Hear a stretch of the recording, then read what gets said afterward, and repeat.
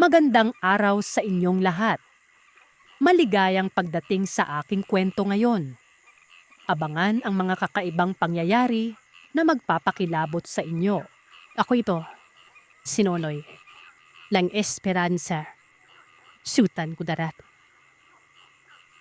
Alibabahagi kong karanasan ay karanasan ng aking tatay sa mga aswal noong kabataan niya.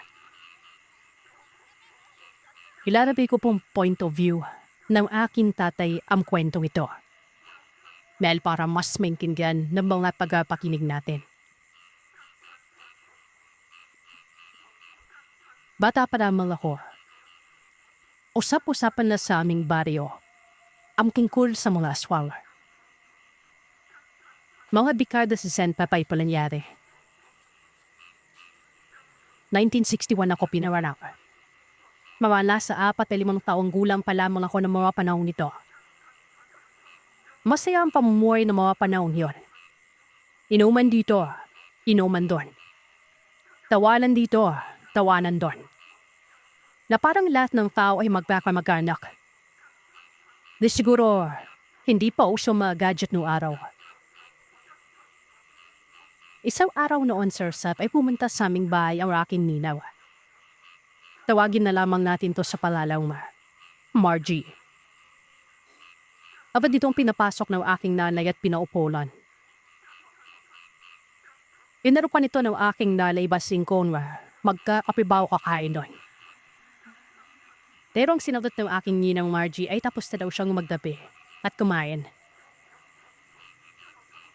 Paniti itong nagtanong na, pwede ko bang mahiram muna itong inaanak ko maring basing? Medyo matagal na kasing hindi tayo nakakapunta dun sa amin ng asawa ko Sa ninong niya. Walang pag-atubiling sumagot ang aking nanay na, walang problema. Total, ilaanak mo naman yun Hintayin mo rin saglit at kuling ko muna mga damit itong inaanak mo para masulip mo yung araw na kasama mo siya. Para hindi tayo maguluhan ng mga naikinig, Sir Seth, ay itatago ko na lamang ang aking sarili sa paralang bedoy. Itong Ninong Margie ko ay maraming anak. Siguro, dahil sa malalaki na mga anak niya at wala ito sa tabiya, ay gusto niya rin talaga siguro na may inaanagaan araw-araw na bata nun. Dalawa namang sila ng kanyang asawa ang nakatira sa bahay ngayon. Malayo sa maraming kabayan ng bahay ng ninang ko na ito. Tawagin na lamang natin sa pala ng Ninong Pordo ito asawa ng aking ina Margie.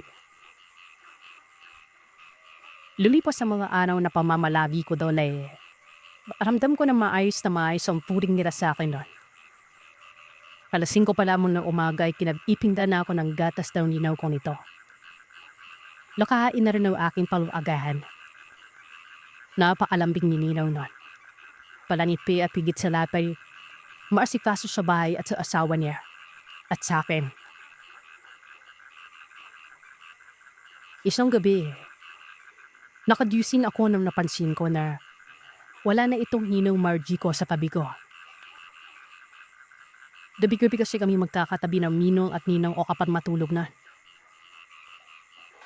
Ang aking ninong noon ay mahimbing sa pagkakatulog. Nang bigla akong napansin na mayroong nakaupo sa tabi ng higaan. Hindi ako uninik nun. Bigla akong kilabahan na tipan-tipan ng dalawang mata ko na may kinuha itong aking ninang Margie na isang maliit na bobe. Sinlaki ito ng lalagyan ng vitamins ng bata. Binuhos ito sa kanyang kamay. Pinahid sa buong niyang katawan. Takang-taka ako kahit na bata pa lamang ako. Kung bakit sa tanong oras ay ginagawa niya pa yung bagay niya. Dahil sa bata pa lamang ako ay wala talaga akong maisip kung ano ang ginagawa niya. Nawalam ano-ano. Bigla na lamang itong nawala. Tumaan sa maliit na butas. Hindi ko masyadong maaninag kung paano siya nakadaan napakaliit ng butas na yon. Tandang-tanda ko yan. Kahit manok, hindi talaga makaka-dancer, sir. Pero siguro, led sa bata pa, himayaan tumanamang ito. Napulog ako ulit. Pag umalda, nabigla ako ng katabi ko na ang aking ninaw. Nagtaka ulit ako nang kapag humihinga siya'y napakaransa ng amoy niya. Napansin yun bisina ako. Nakatingin ako sa kanya.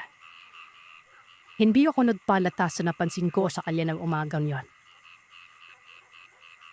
Pagkalabas namin ang bahay, tamang-tama na nag-aararo ng sa kanila ang aking ninong Poldo. Nagpaalam ako sa ninang ko kung pwede ba akong sumama kay Ninong para mag-araro nun. Pumayag naman ito. Inihapid pa ako nito kay Ninong. Pinapasakay ako ni Ninong sa kanyang kalabaw habang siyang nag-aararo. Kumakanta-kanta pa itong Ninong Poldo ko kapag nagtatrabaho nun. Sa murang isip ay napatanong ako sa kanya lang, Ninong, bakit pong biglang nawala si Ninaw kadabi sa tabi natin? Lapatingin ako sa kanya. Nang bigla itong huminto sa pagkakanta. Medyo lap ako napito ng noo at sabi na, hayaan mo na lamang yan Ninaw mo. Wala pinupuntan na niyan siya. Agad na pa itong pinasundalang salita na, kumaba na pa Iberoy, na maapagagahan na. Hindi ko na nang pinasundan pa ng tanong ang aking Ninong Poldo nun. Dahil sa alam ko o ramdam ko na parang hindi ito interesado o naiirita ito sa kinong ko. May mga panahon Bim na kapag naghatid itong Ninaw Margie sa amin ng merienda sa Bukirim, ay napapaisip talaga ako. Dahil bago lang ito nang galing sa amin ay bigyan na naman itong nawawala sa paningin ko. Nauna namang puno siyang madadaalan doon. Dahil sa inaararo naman ng ninong ko ang daalan pa uwi. Alam niyo man yung buki, di ba? Kitang-kita niya yung mga taon palapit o palayo sa inyo. Pero sinaw, pagtabigay na ng makakain ay hindi mo na siya matanaw sa paligid. Makalipas pang ilang araw, sinundo na ako ng aking nanay sa bahay ni Ninong Margie. Hindi naman nagpigil ang aking Ninang Margie dahil sa malapit 1 buwan naman akong nakatira doon sa bahay nila. Pabirong sabi pala nito ni Ninang na, Mare, baka sunod na araw, ibalik mo na bitang inaanak ko ha. Wala kasi kaming kasama di ka ni kumpare mo. Sinugot naman ito ng nanay na, ibabalik ko siya dito makaraan ng ilang araw, Mare. Sabay tawanan ng mga dito. Isang araw, umuwi sa aming barangay ang isa sa kalapit bahay namin noong mga panahon na yon. Tawagin na lamang natin ito sa palalaw, Roger. Malawak ang lupain ng tatay nito si Roger at halos may tanim ito palay at lais. Kinagabihan nun, dahil sa Sabado at Linggo man lamang kung makauwi kang si Roger dahil nag-aaral ito sa kolehiyo nun. Sinabihan siya ng kanyang ama na, bukas ng madaling araw, kumuha ka ng lagayang mais doon sa kaniman natin para meron kang dadalhin din sa boarding house mo. Pag merienda mo. Agad naman ikom sinang ayunan ni Roger. Umagahan, mga alas 4 ay kumunta itong si Roger sa taniman nila ng mais at nagsimula na itong mamuha. Nang walang ano-ano, ay bigla itong nakakita ng isang babae na nakasuot ng puting duster sa gilid ng suba. Ang suba pa na sa amin, Sir Sep, ay malaking parte ng ilog. Ang pinagtataka at kinatatakot ito ni Roger ay, bakit meron siyang dalang isang sanggunian? Hindi ito mapakali sa kanyang kinatatayuan. Kahit saan-saan lamang ito tumipingin. Habang piniping na ng maigi ni Roger itong babae ay nakilala niya kaagad ito. Dahil sa paliwanag ng konti ng oras na yun. Ang babaeng yun ay walang iba, kundi si Margie. Noong mga panahon pala na ito, Sir Sel, napapabalitaan na aswang ito. Itong sininaw. Dahil sa hindi naman dayo itong si Roger doon sa amin kaya halos kilala niya lahat ng mga tao doon. Kumaripas ng takbo itong si Roger.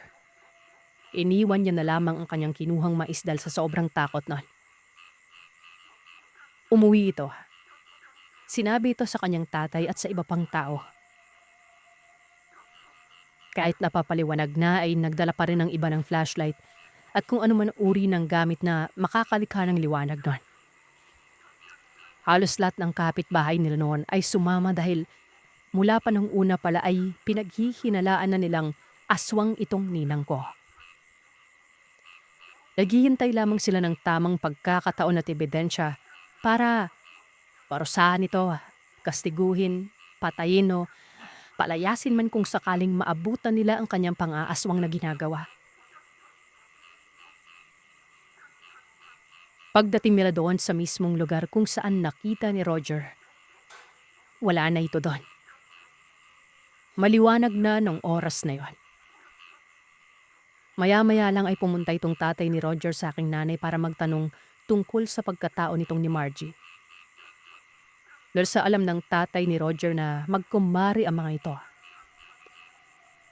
Sumagot ang aking ina na hindi niya talaga alam ang mga bagay na yan dahil sa hinahayaan niya nga lang ako na lumagi doon sa kanila kahit mahigit kalahating buwan pang lumipas. At wala namang nangyayari sa akin na masama nun. Sabay na pumunta si nanay at tatay ni Roger sa bahay ng ninang Margie ko. Pinapasok at pinaupo naman sila at inasikaso ng maayos nun. Dahil mabait talaga itong ninang Margie ko na ito. Nagtanong ang ninang ko na bakit ang aga niya naman na napasyal dito. Walang pag-aalinlangan na sumagot itong tatay ni Roger kay ninang Margie na, Margie, wag mo lang sanang masamain ang pakay namin dito sa'yo. Nakita ka daw ng anak ko kaninang madaling araw sa may ilog. May dinadalang bata. Ano ang ginagawa mo doon sa bata at kaninong bata yung dala mo? Alam namin, wala kayong maliit na anak. Sinabot siya ni Ninang Margie na, gaano ba kayo nakakasigurado na ako talaga yung nakita ng anak mo? Marami pang sinagot ang ninang kong ito sa tatay ni Roger. Napaiwas at pilit tinatanggi ang bagay na yon.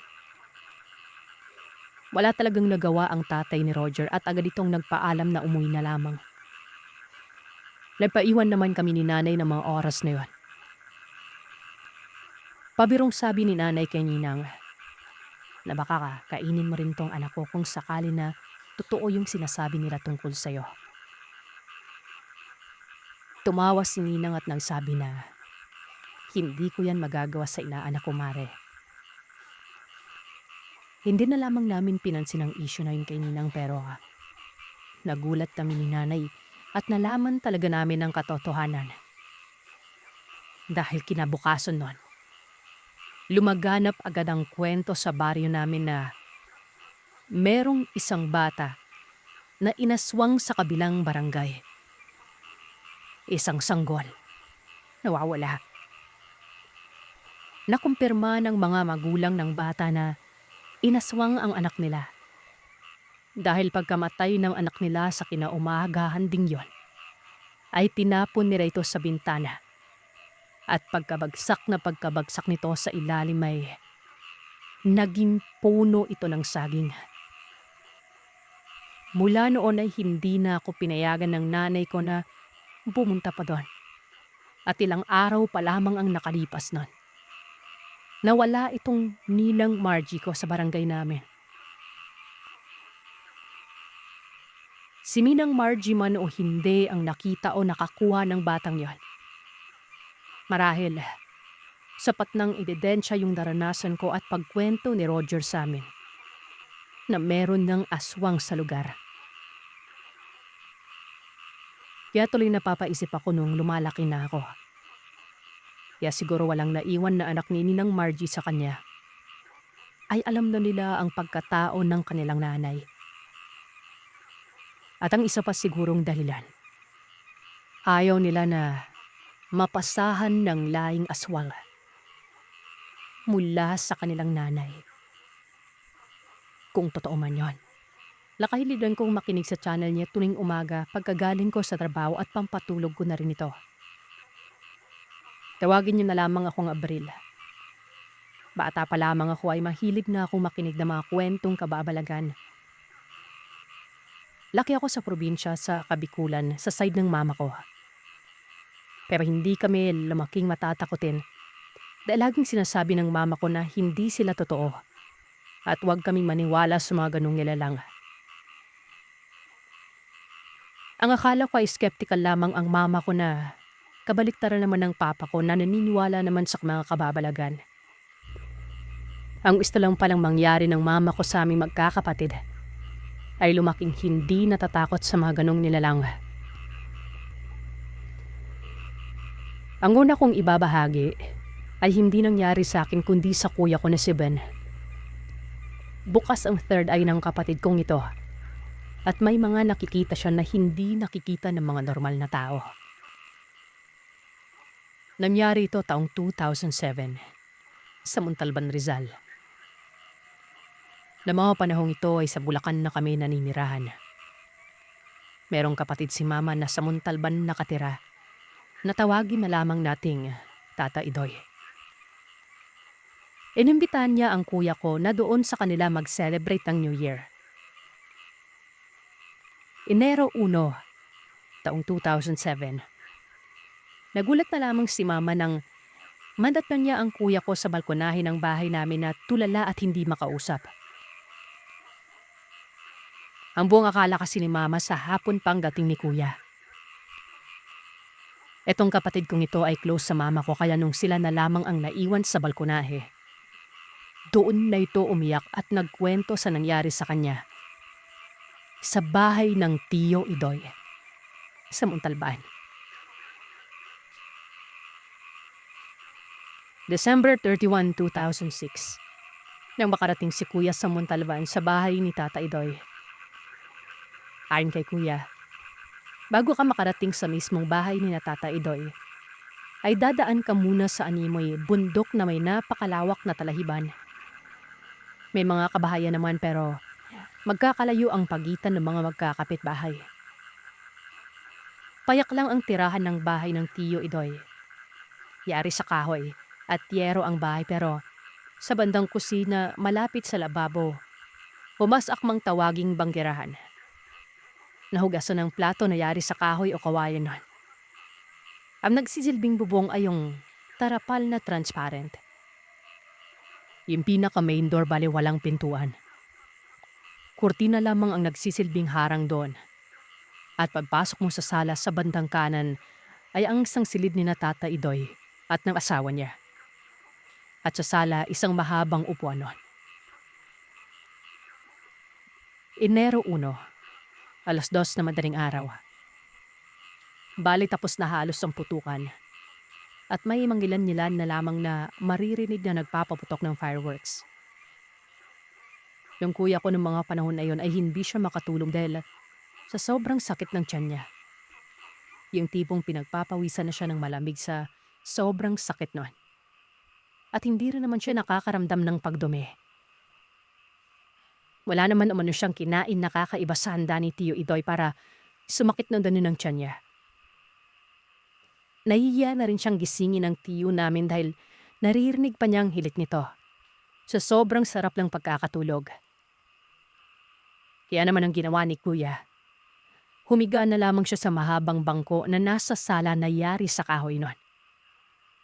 Bali ang pwesto niya ay katapat sa pinaka-main door ng bahay. Habang nagtitiis siya sa sakit ay napansin niya bigla na lumakas ang hangin nun. Nahawi ang kortina sa pinto at napatingin siya doon sa Rosette. Una, ang napansin niya ay parang buhok na napakahaba na nililipad ng hangin na sumasabay sa kortina na nasa pintuan nun. At hanggang sa napansin niyang may unti-unting sumisilip sa pinto ng bahay. At nang halos mga lahati na ang mukha ng sumisilip ay ganun na lamang ang pagkasindak niya sa nakitang itsura nito.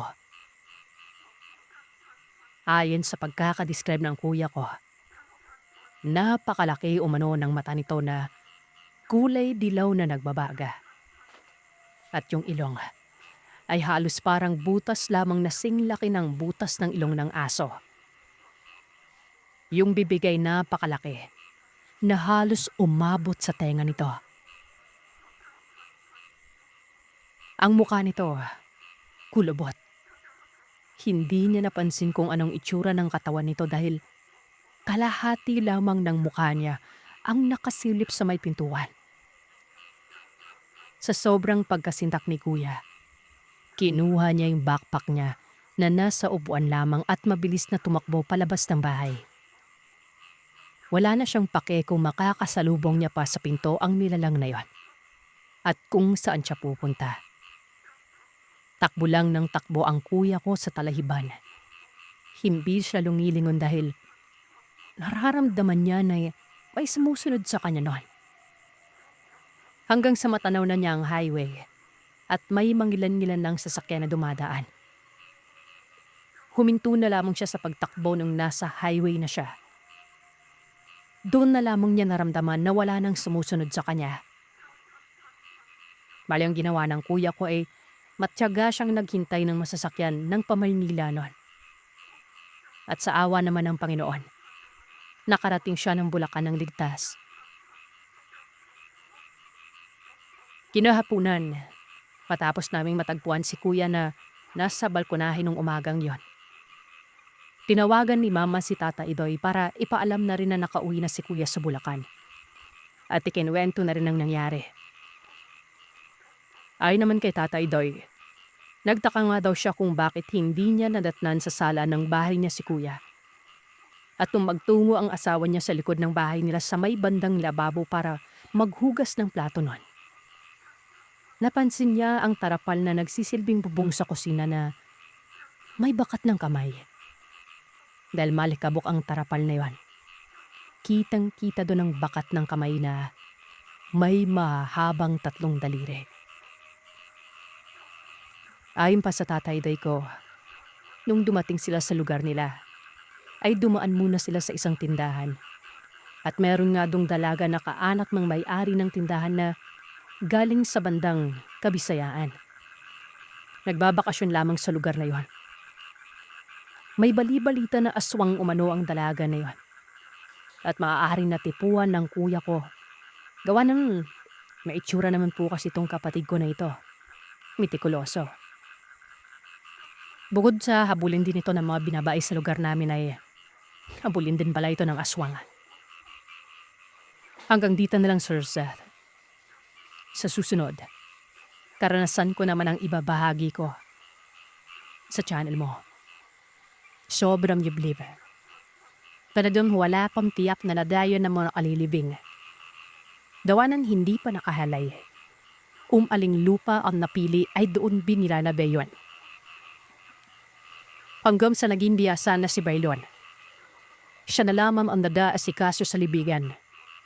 Maginong paglaladay ng lapida at padaalaga ng puntod. Dumating ang isang pagkakataon na may dayo umano sa lugar nila. Lalaki ito at nakikikiralamang ito sa isang bahay na malapit mismo sa may sementeryo. Sa bahay ni Mang Wando. Napakatahimik na tao umano ito. Laging tumatambay sa loob ng sementeryo. Na siya namang laging namamata ni Bailon.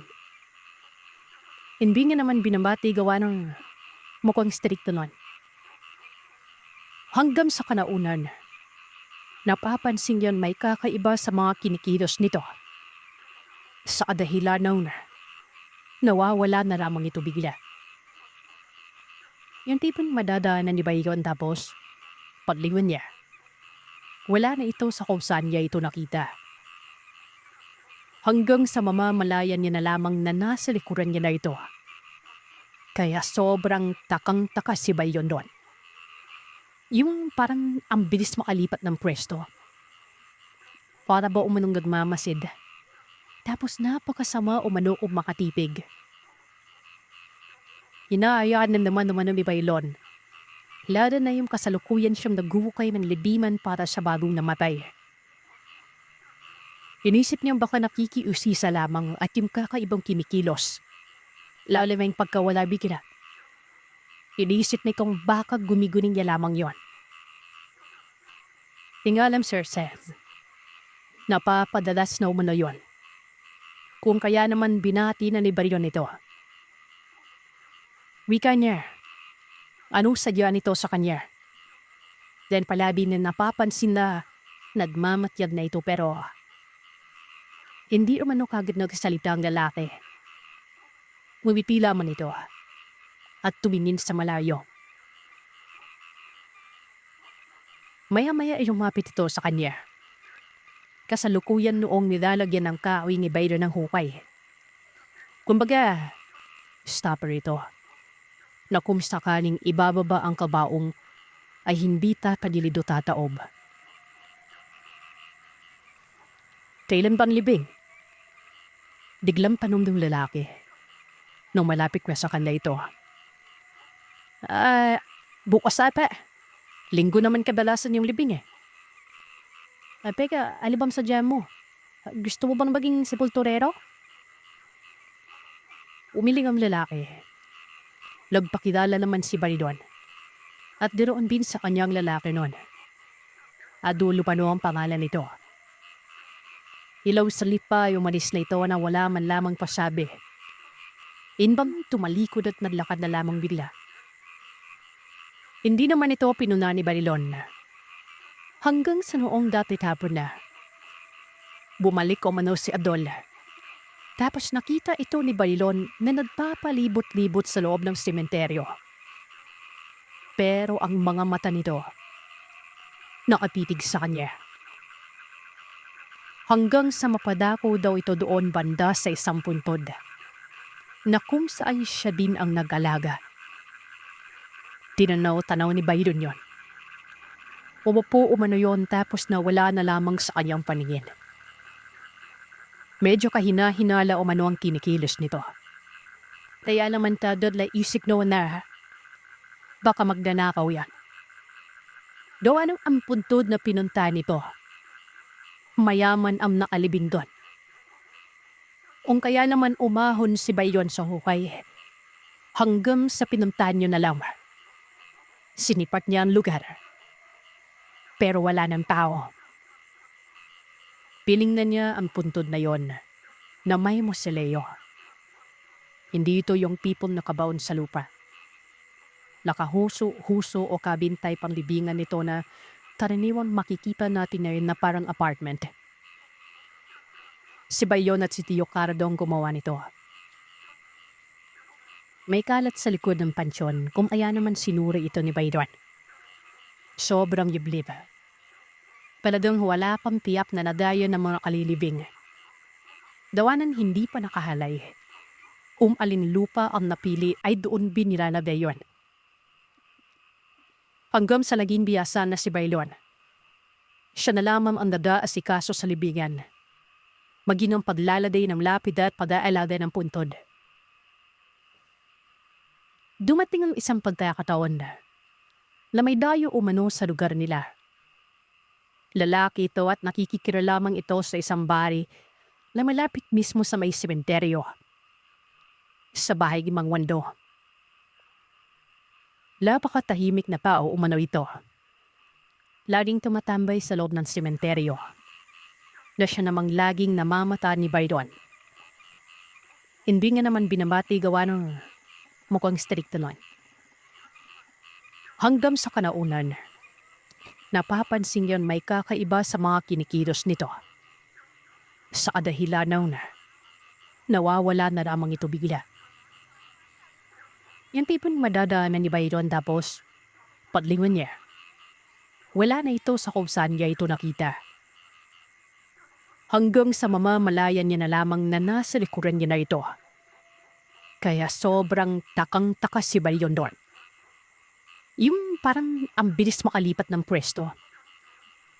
Para ba umunong nagmamasid Tapos napakasama umano kong makatipig. Hinahayaan na naman ni Bailon. Lalo na yung kasalukuyan siyang naghuhukay ng libiman para sa bagong namatay. Inisip niyang baka nakikiusisa lamang at yung kakaibang kinikilos. Lalo na yung pagkawala bigla. Inisip niya kung baka gumiguning niya lamang yon. Hingalam Sir Seth. Napapadalas na umano yon. Kung kaya naman binati na ni Baryon ito. Wika niya, anong sadya nito sa kanya? Dahil palabi na napapansin na nagmamatyag na ito pero hindi naman kagad nagsalita ang lalaki. Ngumiti lamang ito at tumingin sa malayo. Maya-maya ay umapit ito sa kanya. Kasalukuyan noong nilalagyan ng kahoy ni Bayro ng hukay. Kumbaga, stopper ito. Na kung sakaling ibababa ang kabaong ay hindi tapadilid o tataob. Kailan bang libing? Biglang tanong ng lalaki nung malapit na sa kanila ito. Bukas ata. Linggo naman kadalasan yung libing eh. Teka, alibang sadya mo? Gusto mo bang maging sepulturero? Umiling ang lalaki. Nagpakilala naman si Bailon. At daroon din sa kanyang lalaki nun. Adulo pa no ang pangalan nito. Hilong salip pa umalis na ito na wala man lamang pasabi. Inbang tumalikod at naglakad na lamang bigla. Hindi naman ito pinuna ni Bailon. Hanggang sa noong dati tapon na. Bumalik umano si Adol. Tapos nakita ito ni Bailon na nagpapalibot-libot sa loob ng sementeryo. Pero ang mga mata nito, nakapitig sa kanya. Hanggang sa mapadako daw ito doon banda sa isang puntod, na kung saan siya din ang nag-alaga. Tinanaw-tanaw ni Bailon yon. Umupo umano yon tapos nawala na lamang sa kanyang paningin. Medyo kahina-hinala umano ang kinikilos nito. Kaya naman tadad isik no na baka magdanakaw yan. Daw anong ang puntod na pinunta nito. Mayaman ang nakalibing doon. Kung kaya naman umahon si Bayon sa hukay. Hanggang sa pinuntahan nyo na lang. Sinipat niya ang lugar. Pero wala ng tao. Piningnan niya ang puntod na yon na may mosileo. Hindi ito yung people na kabaon sa lupa. Nakahuso-huso o kabintay panlibingan nito na karaniwan makikita natin ngayon na parang apartment. Si Bayon at si Tio Cardong gumawa nito. May kalat sa likod ng pansyon kung kaya naman sinura ito ni Bayon. Hanggang sa nakita niyo merong butas doon. Gulat na gulat umano si Bayon. Dahil malaking butas ito at kakasya ang tao. Walang ano-ano. Nakarinig siya ng tadiskas sa may loob na para bang may kung anong gumagalaw. Kaya naman marahan niya ang sibilip ang butas. At doon ay nanlaki ang kanyang mga mata. Dahil naroroon umano si Adol. Sisipahin niyo umano ito hanggang sa mapansin niyang parang kumakain yon. Tama ay narinig. Parang kumakain. Rinig na rinig niya ang pagnasab nito. Tapos ay unti-unting naaninag ni Bailon na ang mismong kinaain nito yung bimpi ng patay. Napatakip ng bibig si Bayon. Mabilis siyang lumisan doon sa lugar. Umuwi siya ng bahay at habang nangyayari yon, ang pumapasok sa isipan niya na ang taong yon, isang aswang. Gagod nim sinabi sa kanyang theory ni ko. At yon ay binalitan nila pero sa puntong yon ay madilim na. Kung kaya naman nagdala ng flashlight itong si Tio Cardo. Buod pa dyan, may binabin silang itakman. Hanggang sa marapin nilang lugar, kagad sinuri ang butas. Doon ay naroroon pa rin sa loob ang nilalawa. Siligawan yon ng tayang Tiyo Ardo. Humarap umana ito at mabilis na lumabas. Dumapang sa may sahig at doon ay nading malinaw ang itsura niya. Tao lang naman pero yung mga mata ay kulay itim umano. Yung bibig ay nagpuputik-putik na wari ba'y katasyon ng tao na kulay ipinalikido. Umaamba ng pagsakmal yon. Atras naman ang atras si Piocardo at Bailon. Hanggang sa bigla na lamang tumakas ito. Sobrang bilis umano na parang aso kung tumakbulon. At nadiyahu na lamang itong biliya. Simindan umano ito ng dalawa. Alam naman nila kung saan pumupuslit ito. At doon ay naabutan nila pero napakalinis na ng patawan. Humarang pa yung matandang may-ari ng bahay na si Mang Waldo at nagtanong kung ano ang sadya at bakit parang sobrang agresibo nila. Aswang po yan! Aswang yung pinatira ni Bito! Nakaduro ang kamay ni Bailon doon sa lalaki. Pero sinabi naman ni Mang Waldo na hindi umano aswang ang anyang anak. Nagulat ang magtiyo na anak pala yon ni Mang Waldo. Dagdag pa nito ay wag daw magparatam ng walang ebidensya nun. Pero giniit ni Bailon na aswang ang anak ng maanda na siyang pinatutuhanan naman ni Tiyo Cardo. Hindi daw kaagad nakapagsalita si Mang Waldo noon. Makikita ang pagiging aligaga nito. Hanggang sa nagbungkay itong mag-usap daw sila.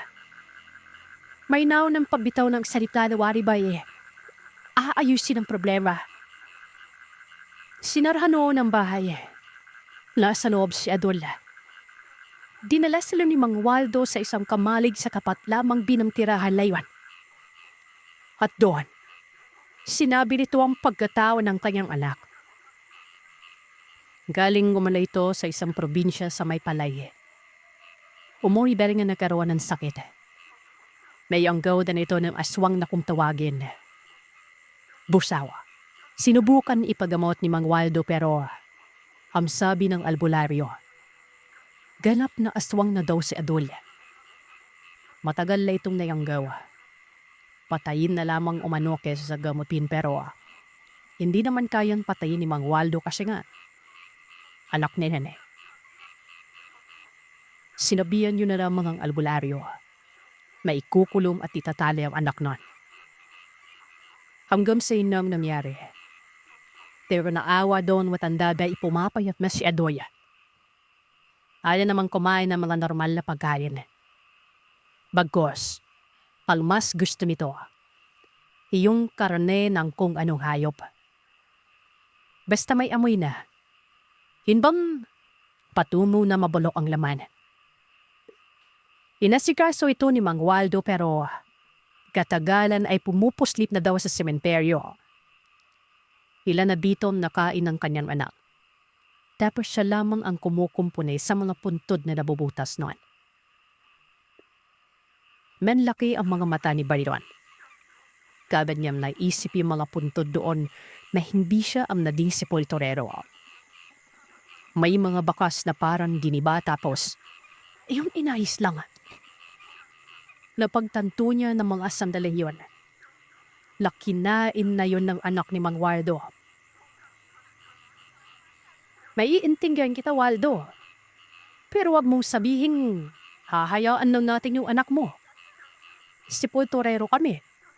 Baka kami pa yung pagbintangan na may mga nagigibang puntod doon. Sabat ng Tiyo Cardo noon. Sabi naman ni Mang Waldo, ay siya na umano ang bahala. Walang madadamay hanggat wala umanong nakakaalam na iba. Lumakawas si Mang Waldo. Hayaan na lamang umano ang kanyang anak. Kapal ay hindi naman nananakit ng tawa. Gusto lamang nitong malagyan ng laman ng ginugutom na tiyan. Sa walang kibo na lamang ang magtiyo. Umuwi ang mga ito pero habang nangyayari yon, nag-usap si Bailon at Tio Cardo. Ipapaalam daw ni Tio Cardo ang sitwasyon sa isang tinalong albularyo. Ipapapatay nila ang busaw nun. Tumumo sila sa isang albularyo kinabukasan hanggang sa napag-alaman nila na ang albularyong ito rin ang gumamot doon kay Adol. Madali pa man ang malaman ng impormasyon. At ang sabi ng albularyo, siya na ang manuang bahalang pumuksa sa busaw na yan. Ayun, yun ang araw lamang ang nakalipas ay napagpuang patay si Adol doon mismo sa may sementeryo. May tama ito ng saksak sa pagiviran na siyang maaaring dahilan kung bakit namatay yun. Parang wala lang umanong nangyari na lurman na krimen na wanam sa labin. Magpadanon pa man ay naging panatag na si Bailon noon. Maging ang kinintiyo. Si Mang Waldo naman, parang tinanggap na rin ang pangyayari noon. Walang kibo ito. Ilang ang kwento ni Sixto. Totoo mga busaw, aking tawaging balbal. Tao lamang ang mga ito. Hindi yung tipong malahalimaw na kagaya ng maririnig natin sa ibang kwento. Para sa akin, Sir Seth, tama lamang ang ginawa ng magtiyo nun. Ang sakit naman sa pakinamdam ng kaanak nating patay na kinain pa ng aswang, di ba? Isipin nyo, nabluksla tayo tapos mahal natin sa buhay yon. At wala tayong kaalam-alam na naging laman pala yun ng tiyan. Nangisawa-sawa. Bueno, matapos ni Sixto, ang kumpare ko naman na si Joel, ang nagbahagi ng kwento niya. Natawa pa ako gawa ng patungkol daw sa kanilang asawa ito. Nga pa na, itam si Joel ay may edad na. Kapitbahay ko lamang sa summer. Nadalap siya ng trabaho kaya kinuha ko. Mabait ito. Hanggang sa nading malapit kami. Ginawa ko siyang ninong ng anak ko noon. Mabuting imahe itong si Joel pero naging mabuti at matino man na ito. Dahil na sa karanasan niya na yon. Kumbaga aral sa buhay. At nangyari ito, mga huling taon ng dekada 80. Lam panahon ito, nag-iedad 19 na taong gulang pa lamang si Joel. Naniligaw ito sa kanyang naging asawa. May pago na lamang dinakin sa pangalang Rona. Hanggang sa naging sila. Pero may pangyayari o manong kamuntikan ng magbuwag sa kanilang relasyon. Ito na yung pangyayaring nagpatinubing kay Joel. Ayon kay paring Joel, nagkasakit naman daw siya noon na magam isang paa niya. Tapos yung isang kuwan niya ay lumaki din. Bali, yung ano ba? Alam niya na yan. Ipinasuri naman sa albularyo at doon na paglalaman na nakula mo man ito. Yung albularyo ay itago na lamang natin sa palalang Mang Kaloy. Ayon sa mantagamot, 2 klase ng kulam ang tumama. Ang isa ay tinapaog na paubhibas, habang ang isa naman ay bubuyog. Labdanong si Mang Kaloy kung may nakaalipan si Joel. Siyempre, inaalala niya kaagad noon ang mga pangyayari. Wala naman siyang nakaalita ng mano. Kasama niya sa mga panahon yon ay si Rona. At ang tatay ni pareng Joel na itago na lamang nating Tatay Remo. Wala naman akong nakaalitan eh. Wika ni Joel, habang nakasimangot ang kanyang mukha noon. Pinipisil-pisil kasi ni Mang Kaloy ang tanging namamagang paa siyempre. Dagdag pa ni Joel, ano daw ba ang taob hibas at ang bubuyog. Iyong taob hibas. Lalaki ang tiyan mo kapag malaki ang tubig dagat. Pero kapag hibas, liliip. Ang bubuyog naman, yun yung dahilan ko bakit namamagay ang paa mo. At yung isang gulong ng tanyon mo. Joel, magtapat ka na. Babaero ka siguro, no? Ho?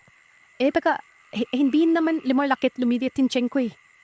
Ito lang naman yung karamdaman ko, yung pamamada. Pablirinaw ni Joel nun. Ang sabi naman ni Mang Kaloy, hindi siya nagsisinungaling. At ayon sa pagtapawas, galit na dalit ang taong kumulam sa kanya. Hindi gagalim itong pamamaga at pablaki ng tiyan mo. Hindi nagaganap, pero nakakapit na sa'yo. O ayaw mong maniwala, nasa sayan basta ako, sinabi ko yung totoo ha. Kailangan mong isiping maigi kung sino ang nakaalitan mo. Kasi siya lang bilang nakakapagpagaling din sa karamdaman mo. May bakod yun. Hindi natin makukuha sa panggapos. Hindi lapi mauuli. Hindi nagsalita si Joel. Binigyan siya ng mga dahong panapal 5 kaloy. Mayalay pat buyo. Pilayuan din si Joel na maglaga ng gawa ng atis at sama ng tanglad. Ito mano ang ipamahid sa katawan para hindi lumala ang sakit. Kahit papanay napipigilan nito ang kulam. Kapag hindi ginawa ni Joel yun, lalaki at lalaki pa umano ang paa niya. Pati yung gulong ng panyon niya noon. Umuwi sila noon. Iniisip talaga ni Joel kung may kasalanan ba siyang nagawa. Hanggang sa naalala niya, ang isa pang naging kasintahan niya. May naklasabayan ng mano ni Rona. Itago na lamang natin ito sa pangalang Susan. Hindi naman dalit sa kanya yon sa pagkakaalam niya. Wala naman kasing reklamo numad ni sila na ni Rona pero paminado naman si Joel na makailang beses nang may nangyari sa kanila ni Susan. Si Susan ay taga-Bukira ng Maslog. Bukid ng Maslog pero nasa liblib pa talaga ang lugar nila Susan. Itong Maslog ay malapit lamang sa Balores. Nagkapilala si Joel at Susan sa isang piyesta sa lugar ng Maslog.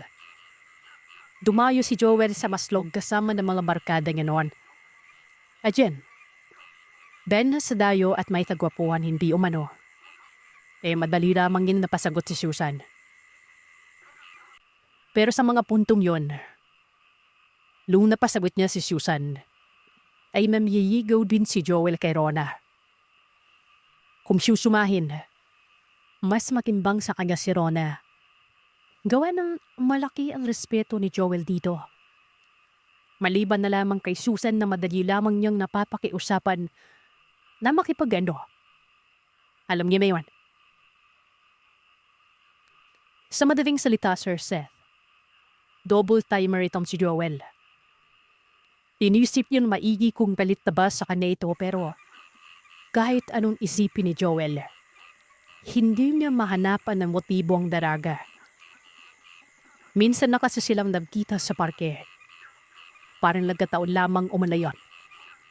Kasama ni Joel si Rona at nakasanubong nila si Susan. Nagdausap pero hindi naman daw galit si Susan noon. Walang kalamanam si Rona na may ibang karelasyon pala itong hinayup akong kumpare. Kaya naguguruan si Joel. Sino ang nagpakulam sa kanya? Ito ang tanong na bumabagabag sa kanyang isipan noon. Hanggang sa isang hapon noon, habang nasa sala ng bahay si Joel at kasama si Rona, dumating ang pinsan niya. Napala na ito sa dalang balita. Itong pinsan niya na itago na lamang natin sa pala ng Samson. Hindi na marayin nito na naroroon din pala si Rona sa may bahay. Nasa likod ng pintuan. Well, si Susan, yung pinupunta natin, yung sinasama mo ako. Aba, madalas kong nakikita na napapadaan sa lugar natin . Parang bunpis. Lapabunpisan ba yon? Huwag mong sabihing iba yung nakapagbunpis kasi. Ikaw lang naman yung asama lagi nun, di ba? Napamura si Joel yon. Ang lakas pa ng pagtabitaw ng salita. Nitong si Rona, parang nagliliyab no mano ang mga mata habang nakatipig sa kanya. Hanggang sa makita ni Samson si Rona, binawi nito mga sinabi. Iba umano ang naging nobyo ni Susan. Napagkamalan niya lamang si Joel doon. Tama eh. Wala, huwag mong isipin yan, Rona. Biro lang naman. Gusto ko lang pasaya nitang si Joel. Parang mamapay na kasi yung mukha eh. Alis na ako pinsan na. Rona, ikaw nang bahala sa pinsan ko. Huwag ka mag-isip man iba. Biro lang yun. Mabilis nang madisikam si Samson. Siyempre ang kasalad dun, ang isang katutak na katanuman na namumula kay Rona. Halos hindi makasagot si Joel. Tanggi lamang siya ng tanggi. Iling ng iling. Pero sa puntong yon ay hindi na naniniwala sa kanya si Rona. Sumabog naman na ng galit ito. Umalis at iniwan siya. It's talabing si Samson! Pahamak! Alagam-alaga sana siya ni Rona noon pero matapos malaman na ni Joel, pinabayaan na lamang siya nito. Ang iniisip niya pa noon ay talagang hindi na babalik sa kanya si Rona. Pero sa kabila ng lahat, pinagsisihan niya naman umano ito. Maniwala siya kay Samson. Pumasok sa isip ni Joel na baka ang nagpapakulam sa kanya o hindi naman kaya ang kumukulam. Itong si Susan. Kinausap ni Joel si Tatay Remo. Inaasahan niya rin naman long sermon.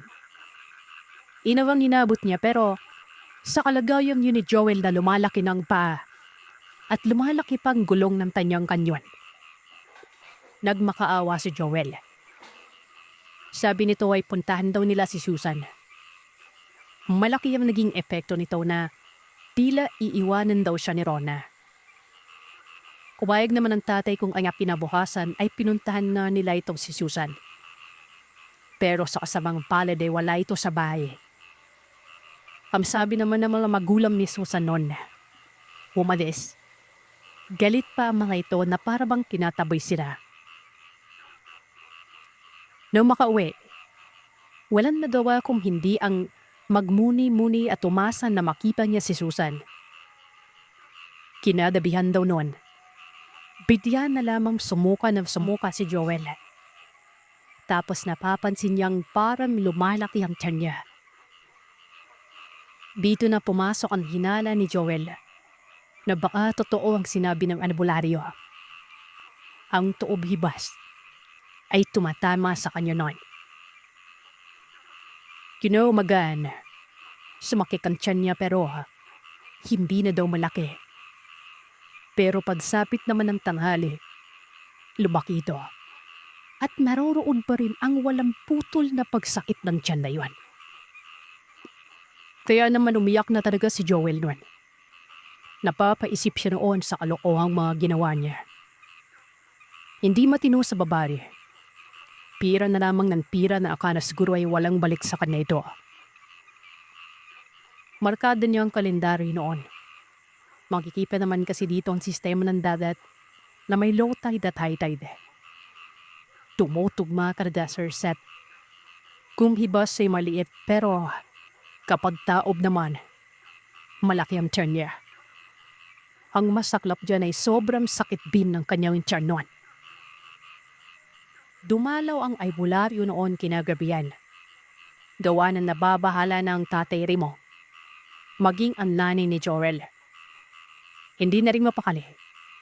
Kaya pinuntahan si Mang Kaloy. Doon na sinabi ng albularyo na totoo talaga ang mga sinabi niyang mga uri ng kulam na tumama. Patuloy na dyan ang paglaki at pagliit ng tiyan nito. Humingi ito ng payo kay Mang Kaloy.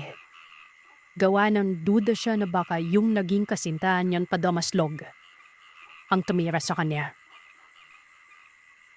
Kung gayon pala, dapat mong kausapin yon. Tingin ko sa kalagayan mo ngayon, parang papatayin ka niya eh. Pag binadbadan pa niya ng isang kulam, napo, tapos talaga buhay mo. Kapag ang isang gulong na pinalaki, aba, lagot ka na. Hindi ko na magsusuot ng salawal. Palda na ang susuotin mo. Bagamat parang pabiro umanong sinabi po ni Mang Kaloy, pero alam ni Joel na totoo yun. Nagmakaawa si Joel at ang sabi niya, samahan daw siya pagpunta sa bahay ni Susan. Baka kasi naroroon lamang ito at nagtatago. Mabuti yung kasama si Mang Kaloy para maipaintindi sa mga magulang nito ang sagya nila. Manghihingi ako ng tawad. Samahan niyo po ako, Mang Kaloy. Pakiusap. Tumamo naman si Mang Kaloy at ang sabi nito, sa dabing yun bin sila pupunta. Tas nga sa dabi isinasadawa ang pagpapanala ng kulam. At posibleng naroroon na ito sa lugar na yon at hindi umaalis. Ayon, walang sabi-sabi. Dan hindi kaadad ng tulong si Tatay Remo sa kaibigan na may sasakyan.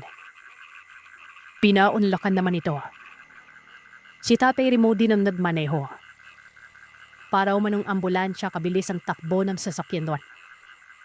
Beetle type jeep nito na kung saan ginagamit sa paggaya ng isda. Madaling araw na sila nakarating sa lugar at saktong-saktong naroroon na si Susan. Malaki ang mga mata ni Joel. Gawa ng buntis talaga si Susan at nakausliyo man ang tiyan doon. Pero galit na galit ito habang nakatitig sa kanya. Nakabuma dito sa may bintana. Habang ang mga magulang naman ay kinakausap ni Mang Kaloy. Kumpirmado. Si Susan ang kumukulam. Noong madesperado ito, ay nagpaturo ito ng kulam sa kanyang abuelo. Nagmakaawa si Joel. Nagtanong kung gusto ba daw ni Susan na panagutan ni Joel ang baka. Papakasalan niya pa si Susan. Pero tamanggi si Susan noon. Hindi niya ipapakasalang sarili sa taong alam niya namang napipilitan lang. Ang dapat naman nung mangyari, paahin daw ito.